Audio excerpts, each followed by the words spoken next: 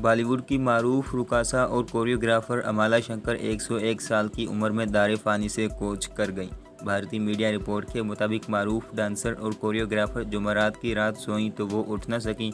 एहले खाना उन्हें अस्पताल लेकर पहुंचे, जहां डॉक्टर्स ने मौत की तस्दीक की। एहले खाना का कहना है कि अमाला शंकर ज़ईफ़ुल उम्री के बाइस अक्सर बीमार रहती थीं। उन्हें सोते वक्त दिल का दौरा पड़ा और वो इंतकाल कर गईं।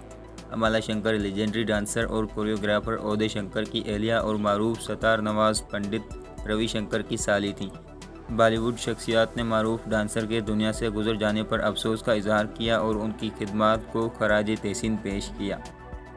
वाज़ेह रहे कि भारतीय फिल्म इंडस्ट्री के लिए ये साल बहुत भारी साबित हुआ है। गुज़श्ता दिनों नामूर बॉलीवुड स्टार इरफान खान, ऋषि कपूर जबकि म्यूज़िक कंपोज़र साजिद खान इंतकाल कर गए थे और 14 जून 2020 को बॉलीवुड के उभरते हुए नौजवान अदाकार सुशांत सिंह ने भी खुदकुशी कर ली थी।